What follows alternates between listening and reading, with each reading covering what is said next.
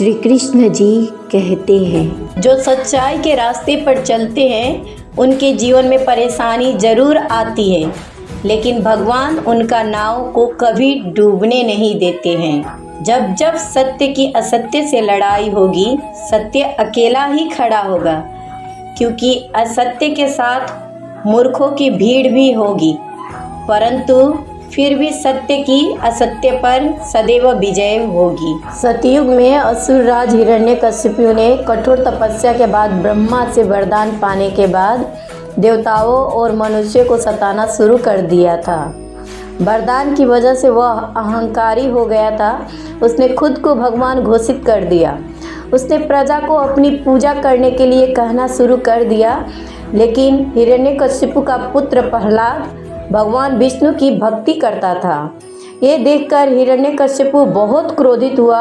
उसने प्रहलाद को मारने के लिए कई षड्यंत्र रचे। हिरण्यकशिपु ने प्रहलाद को हाथी से कुचलवाने का प्रयास किया, ऊंचे पहाड़ से फेंका, लेकिन हर बार भगवान विष्णु ने प्रहलाद की रक्षा की। जब असुर राज के सारे प्रयास असफल हो गए, तब हिरण्यकशिपु ने अपनी बहन होलिका से कहा कि वह प्रहलाद का अंत करे। होलिका को वरदान प्राप्त था कि अग्नि उसे नहीं जला सकेगी।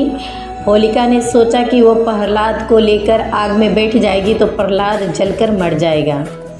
होलिका प्रहलाद को लेकर आग में बैठ गई, लेकिन प्रहलाद भगवान विष्णु की कृपा से बच गया और होलिका जल गई। ये घटना अधर्म पर धर्म की विजय का प्रतीक बन गई।